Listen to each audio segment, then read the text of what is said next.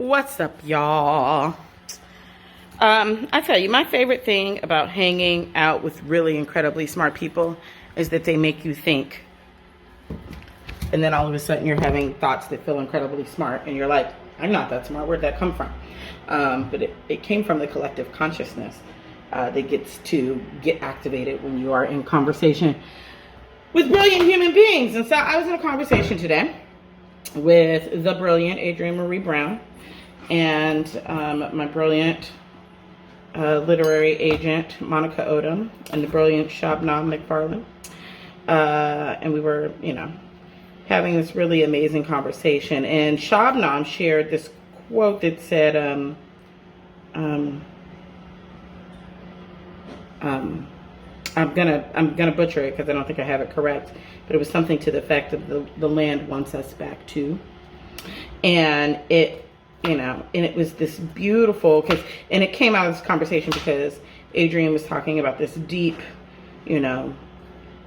climate sorrow, right, that she has been experiencing as a result of the way in which we're in relationship with the world and ourselves today.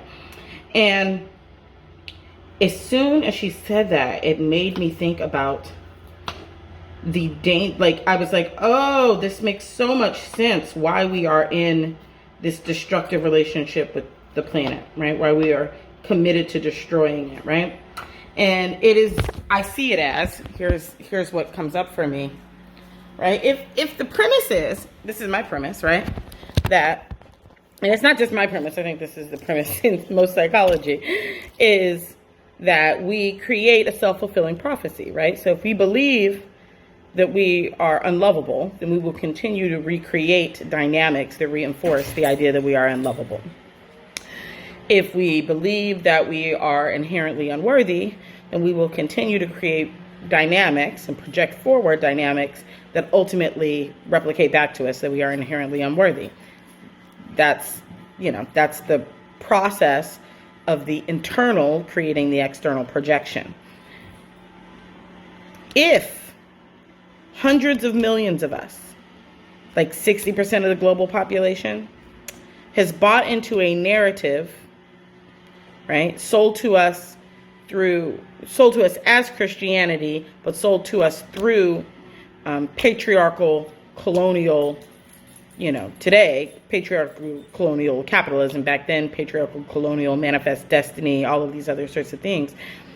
If the origin story that you are told is that you destroyed your opportunity to be in paradise because you are inherently evil, right? Which means you are inherently unworthy of paradise. Then what would you do if the premise that I started with is accurate, that we create a self-fulfilling prophecy based off of whatever we believe, then what might we do when continually presented with a loving, generous, kind, regenerative, abundant garden of a planet, when that belief activates in us? When the belief that we are inherently unworthy, that we are unworthy of this thing because we were kicked out of it because we were awful and terrible and we destroyed it, and so consequently we're horrible people, right? We are born horrible. What would we do to a planet that we believed we were unworthy of? We would create the conditions to be ejected from it. We would create the conditions to be expelled from it again and again and again. The same way I created the conditions of abandonment that I experienced with my mother again and again and again in every other relationship. The same way I sought it out and then made it manifest because there was a part of me that wanted to interrupt the pattern, so I kept bringing the pattern to me, but also didn't have the tools to, so I would bring the pattern to me and then I would just reenact the thing that happened again because I didn't have the skills to interrupt it.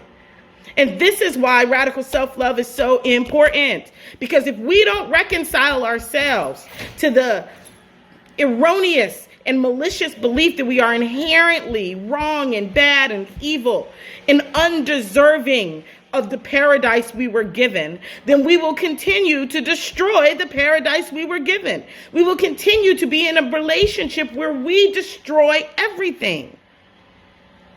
The micro is the macro.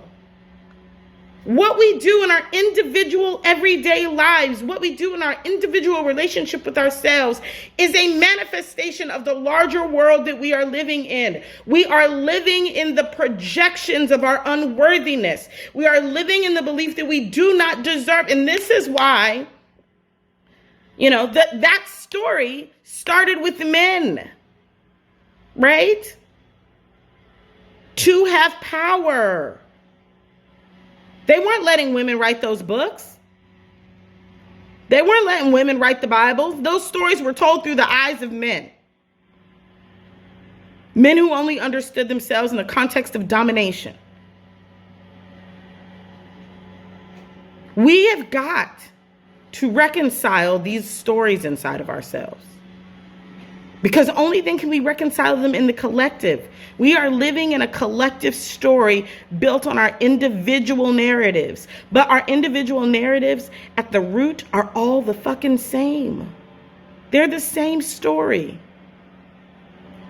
And then we just blow it out and blow it out and blow it out until it becomes the globe. Until it becomes billions of us inside of an old story.